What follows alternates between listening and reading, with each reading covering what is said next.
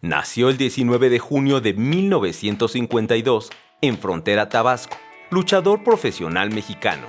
A los 18 años de edad, debutó en el cuadrilátero con el nombre de El Universitario. Su debut como Canek llegaría el 24 de marzo de 1973 en el Toreo de Cuatro Caminos. En 1975 fue su debut nacional contra Mil Máscaras en el Palacio de los Deportes.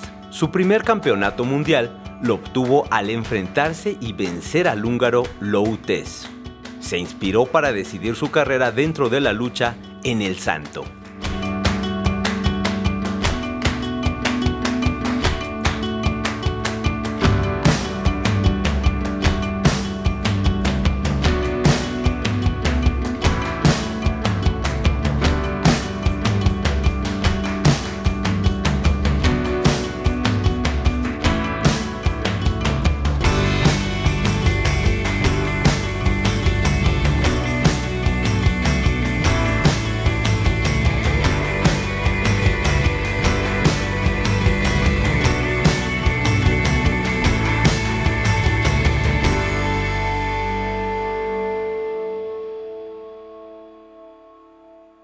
Hola, ¿cómo están? Muy buenas noches. Yo soy Alex Bauer y esto es Palabras Mayores. Y debo confesar que nunca había estado yo en un ring de estos y la buena noticia es que es para una entrevista y no nada más como para pelear. Estamos aquí con el gran luchador Canek. Muy buenas noches. Buenas noches, ¿cómo estamos? Te agradezco la entrevista y escuchaba que por primera vez estás arriba de un ring y yo creo que se trató de hacer aquí en un gimnasio esto para que la gente vaya conociendo no nada más parte del luchador, sino a donde trabaja uno y parte del templo donde vive uno. Claro, esa es la idea de cuando nos dan ustedes la oportunidad de poder asistir a sus lugares, ya sea de trabajo o donde viven, etcétera. Es mucho mejor porque la gente entonces entiende mucho más a lo que se dedican y en dónde pasan gran parte de su tiempo. Pues yo creo que este es más que nada una casa de uno, la casa donde uno se mantiene más tiempo, el gimnasio, y de aquí pues parte uno para a trabajar a donde vaya uno. Yo creo que cuando trabaja uno diario, viene uno a las 10, 11 de la mañana o más temprano, sale uno de aquí y vámonos a trabajar, porque va uno a León, a parte de la República que vaya uno, pues ya va uno preparado. Vamos a hablar primero de sus inicios y luego me va a perdonar que le haga preguntas yo muy básicas de la lucha libre, pero la verdad es que no tengo ni la menor idea y son curiosidades que además las tengo desde hace mucho tiempo. Primero empecemos a platicar de que usted es de Tabasco. Sí, del puerto de Frontera, Tabasco. Del puerto de Frontera, Tabasco. Y allá empezó un poco como a jugar con esta parte del béisbol y otros deportes y luego hasta que entró a la lucha libre y decidió que esto podía ser para siempre. Bueno, la lucha libre fue en tercer año de primaria. Me encontré una revista tirada, era una revista del Santo, me impactó la máscara y todo. Digo, en el deporte de la lucha, el que no habla del Santo, pues no conoce mucho de lo que es el espectáculo, la lucha libre. Entonces, la máscara me impactó y de ahí nació la idea, ¿no? Que yo quería ser algún día luchador y enmascarado.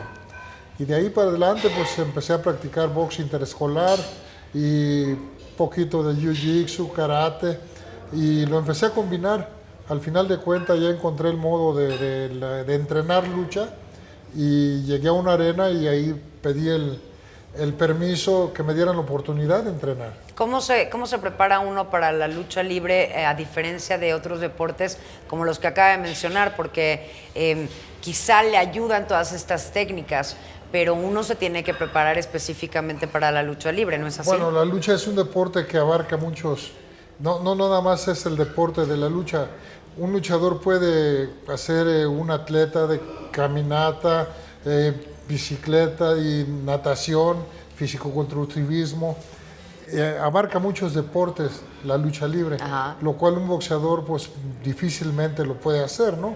Y es como todo, aquí se aprende de todo y este ring es para que empiece uno a entrenar haciendo acondicionamiento físico, porque es lo primero que le enseñan a uno, y ya después de la condición ya entra la lucha olímpica, intercolegial, la lucha amateur.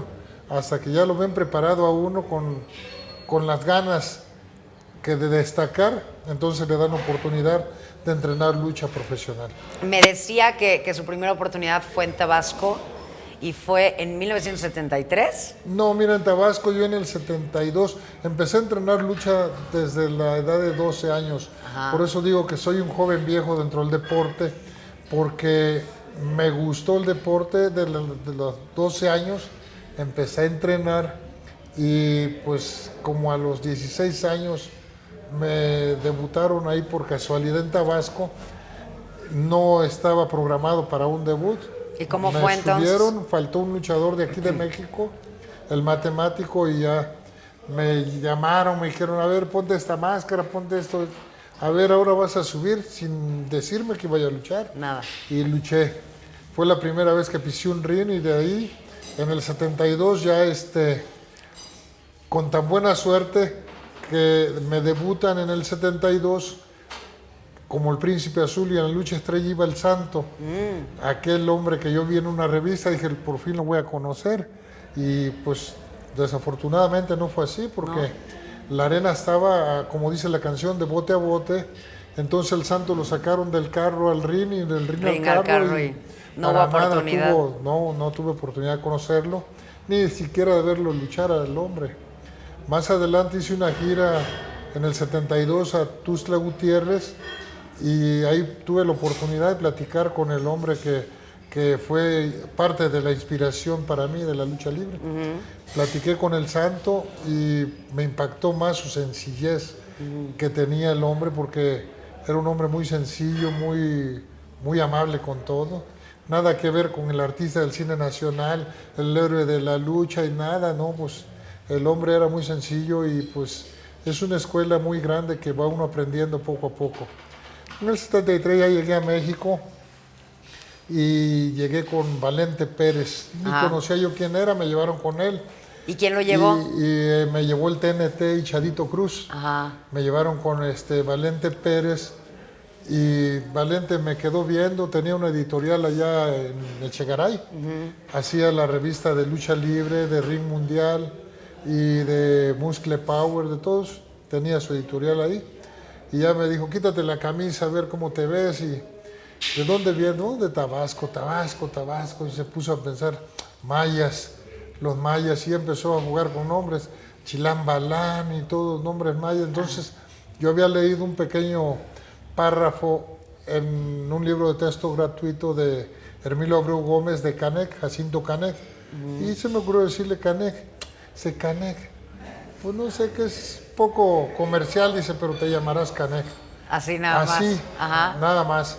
Y me dice, ¿qué equipo? No, yo no traigo equipo, le digo, nomás la máscara con la que luchaba en Tabasco y un calzón de lucha. Dice, a ver, póntelo, a ver cómo te ves. Tómenle unas fotos. Ya me tomaron unas fotos y a la semana ya salió el personaje Canek, el hombre de la máscara prestada, del equipo prestado, y él empezó a hacer la historia del personaje de Canek. Ajá. Y hice 2 presentaciones a ver cómo me veía, y de ahí ya me dediqué a entrenar, porque habló él conmigo. ¿Se vas a seguir con el nombre o se lo doy a otra persona? Le busco otra persona al personaje. Digo, no, sí me gusta, voy a seguir con él. Y ya me dediqué a entrenar del 73 al 75, que ya debuté profesionalmente. 2 años entrenando para debutar profesionalmente. Sí, así es. ¿Qué? Pero antes ya había entrenado yo, desde Ajá. los 13, 14 años ya estaba entrenando lucha. Y 2 años aquí en México, porque Ham Lee, Sugicito, el Fantasma de la Quebrada, luchadores que eran estrellas en ese tiempo, me dediqué a entrenar con ellos, con Rolando Vera. Tuve la oportunidad de trabajar, de luchar con ellos y entrenar. Y la máscara esta del hombre de la máscara prestada, es que luego también hay una historia de la máscara perdida, ¿es así o no? Sí, Porque el ese equipo, es. esa fue la máscara que se quedó con las fotos que salió del príncipe La de la primera máscara. vez el príncipe, Esa fue. Canek, y se decía en el príncipe Maya porque yo luchaba como el príncipe azul. Entonces, ya leyendo la historia del personaje, tanto Valente como yo, nos dimos cuenta de qué se trataba, y de ahí empezamos a cambiar la máscara, a buscarle a la máscara, algo relacionado con el personaje maya. ¿Siempre es la misma máscara, nada más cambia de colores? Ahorita actualmente sí, hasta que llegamos a esta máscara, Ajá. porque hice como 3 o 4 cambios de máscaras anteriormente y no me gusta esa, no se ve bien, tu cara tiene que tener la forma de la máscara y entonces buscándole ya encontramos primero la antifaz y ya luego hice una salida en el 78 a Japón y ya me preguntaban qué quería decir Canek y qué todo eso, ya tenía los conocimientos de qué se trataba el personaje. Sí. Pero para explicarles y sin hablar el idioma, entonces empecé a buscarle en los museos aquí en México, en los libros de la historia de México, y me encontré con todos las amalgamas que traigo, los símbolos que traigo, del Chacmol, el Quetzalcóatl, la República Mexicana, las pirámides, la cabeza olmeca, todo eso que es parte de la historia de México. Ajá. Y se volvió una máscara, pues no una máscara más con figuras, sino una máscara representativa de nosotros. Que tiene simbolismos. Así es. De estas preguntas que le decía yo que iba a ser yo muy básicas, ¿por qué algunos luchadores usan máscara y otros no? ¿Esa es elección del luchador? Bueno, yo creo que cuando uno comienza, trata uno de tapar, de que no lo conozcan a uno por los nervios, o los amigos, o las personas. Y hay mucha gente que tiene el carisma para luchar sin máscara, y mucha gente que en realidad la necesita. Hay como gente para tener un apoyo más de seguridad. No, el personaje, la imagen es necesaria. Como si nos remontamos a ver películas de Pedro Infante, a veces él se caracterizaba de negrito, de muchas formas, sí. Y le llegaba más a la gente. Entonces aquí es lo mismo, hay que tener ese carisma y el atractivo para el público. Que sea un personaje completo. Así es. Y entonces unos luchadores escogen tener máscara y otros no. ¿Y qué es lo que significa máscara contra cabellera? Bueno, máscara contra cabellera, uno expone la máscara y el otro expone la cabellera. Entonces, el que no tiene máscara. El que no tiene máscara. Ah, ok. Ya sea que si pierde se queda pelón, o el que tiene la máscara se la tiene que quitar. Así hubo una lucha aquí en México del perro aguayo y máscara, año 2000 creo. Entonces ellos hicieron la lucha de máscara contra cabellera y perdió máscara año 2000, la máscara. Y la gente pensaba que era el perro el que iba a perder, pero el perro, con la experiencia que tenía en ese tiempo, pues no era una presa fácil. Y entonces uno se quita la máscara si la pierde, y nada más enseña su rostro y ya. Conocer, sí, da y sigue luchando sin máscara. Pero ahí es el apoyo del público el que lo lleva a uno hasta los niveles insospechados. Por ejemplo, Black Shadow perdió la máscara con el Santo y se volvió ídolo. Ajá. Black Shadow, sin máscara. Y hay muchos que pierden la máscara y se van perdiendo en el anonimato. Entonces, la gente los va olvidando porque no les llega, no tienen el carisma para llegarle al público. Una de sus grandes peleas fue justamente esa, que se quedó con una máscara de alguien que no tenía pensado, con Universum, que además era su rival.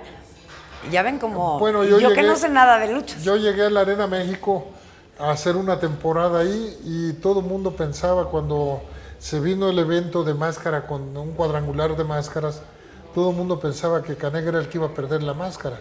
Entonces yo les decía que yo estaba preparado, porque yo no me preparo para una sola lucha, yo estoy en el gimnasio constantemente preparado para lo que venga y para luchar diario. Pero en ese momento era, digamos, usted el más novato. No, ya en ese tiempo, estamos hablando del 2004. No, ya tenía muchos años. No, ya en el toreo yo había terminado el toreo y toda la temporada del toreo fui estrella ahí. Ajá. Luchando contra André el Gigante, Antonio Inoki, Hulk Hogan y lo mejor de Nueva York, del Madison Square Garden. Yo fui a luchar al Madison Square Garden y ya tenía las giras de Japón, Estados Unidos. Entonces la experiencia basta para no decir yo vengo a perder, claro, sino vengo a ganar. Claro. Y fue una gran satisfacción pues esa pelea, fue muy porque importante. En realidad, fíjate que la pelea era con la máscara, era el Rayo de Jalisco, la venía buscando hace muchos años y no se había dado. Entonces llego yo y llega Wagner, entonces al final de cuentas me dejan perdedor a mí del cuadrangular, pero salgo ganador de la máscara de lo que quería el Rayo de Jalisco. Pues éxito tras éxito. Vamos a hacer una pequeña pausa y regresando, el luchador Canek nos va a contar de estas giras, además que lo han llevado a recorrer el mundo, y de qué se necesita para ser un buen luchador. Ya regresamos.